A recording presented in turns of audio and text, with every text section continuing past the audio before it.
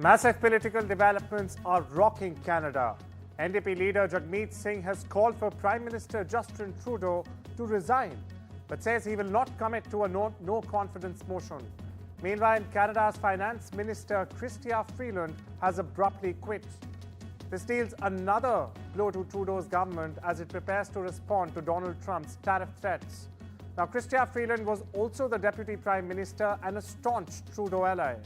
She criticized Trudeau's fiscal policies in her scathing resignation letter and has also called for pushing back against America First economic nationalism. An explosive device planted close to a residential apartment block in Moscow has killed the head of Russia's nuclear, biological and chemical defense forces, Lieutenant General Igor Kirillov, early Tuesday. Russia's Investigative Committee has confirmed the report. Officials are saying Kirillov's assistant has also died in the blast triggered by the device, which was placed in a scooter. According to the committee's spokesperson, Russian investigators have opened a case into the two deaths. The White House has confirmed an assessment by Ukraine's military intelligence agency that some North Korean troops have been killed during combat against Ukrainian forces in Russia's Kursk border region. Now, these are the first reported casualties since the US and Ukraine announced that North Korea has sent 10,000 to 12,000 troops to Russia to help it in the almost 3-year war. Ukraine's military intelligence agency said around 30 North Korean troops were killed or wounded during a battle with the Ukrainian army over the weekend.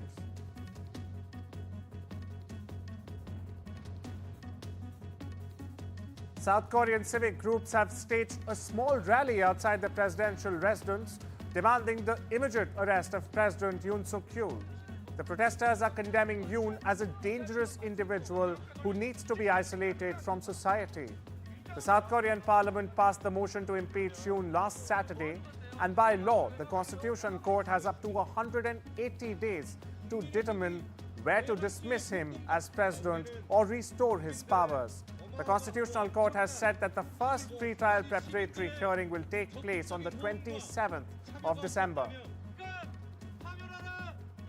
우리 사회의 가장 위협적인 존재입니다. 당장 사회로부터 격리해야 합니다. 오랜 기간 교화가 필요한 사람입니다. 그래서 우리는 윤석열에 대한 즉각적인 체포와 구속을 요구합니다.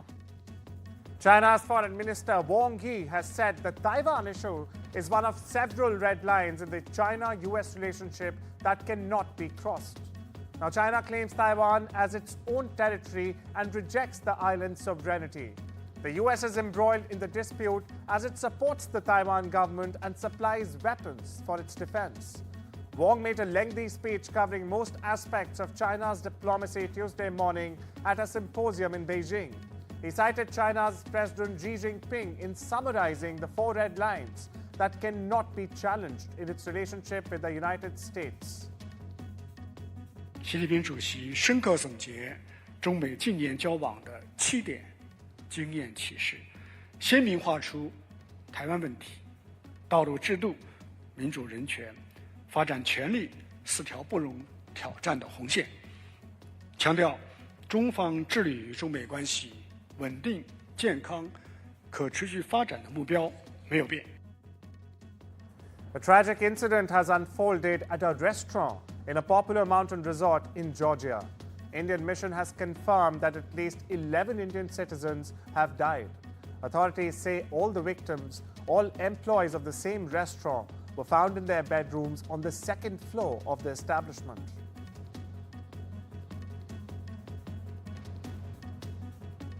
A teenage student opened fire with a handgun at Abundant Life Christian School in Wisconsin's Madison on Monday. The shooter, identified as a 15-year-old female student, also killed herself with a handgun. A teacher and teenage student have died. At least 6 students have been wounded. This includes 2 who suffered life-threatening injuries.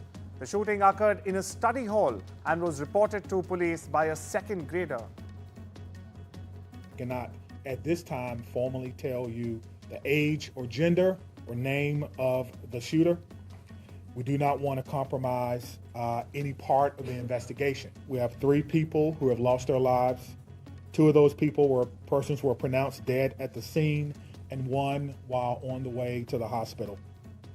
Of the 6 injured and taken to local hospitals, 2 students remain in critical condition. Their injuries are life-threatening. A teacher and 3 other students were taken to area hospitals with non-life-threatening injuries.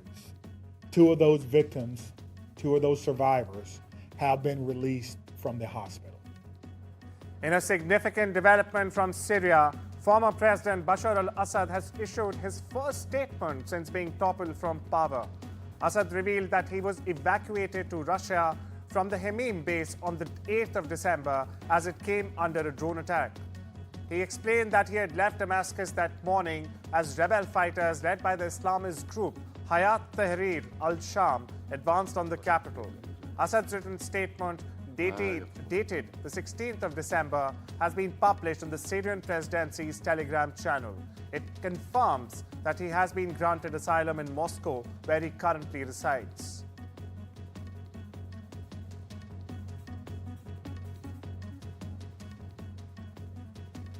German Chancellor Olaf Scholz has lost a parliamentary vote of confidence, setting the stage for February elections. The unpopular centre-right leader called for votes, which he was expected to lose after his 3-party coalition collapsed last month. The calculus is that triggering an election 7 months early may be his best chance of political survival.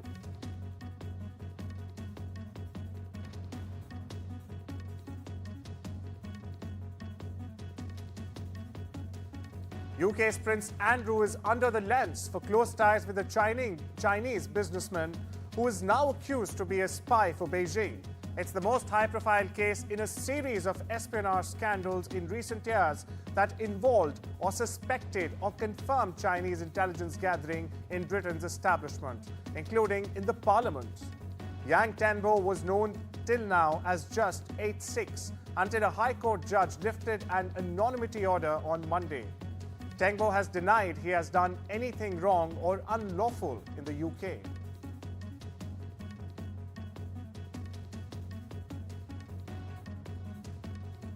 A New York judge has ruled President-elect Donald Trump does not have immunity from prosecution for the hush money case in which he was convicted of fraud earlier this year.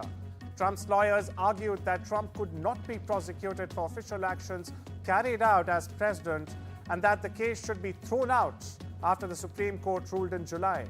However, Judge Juan Merchan has sided with the prosecutors who argued that the decision had quote-unquote no bearing on the conviction. Sri Lankan President Anura Kumara Dissanayake has assured New Delhi that Sri Lanka's territory will not be used in any way that could harm India's interests. The president gave his assurance following talks with India's Prime Minister Narendra Modi in New Delhi. The assurance comes in the backdrop of India raising objections with Colombo in 2022 for allowing a Chinese research vessel to dock at the Hambantota port.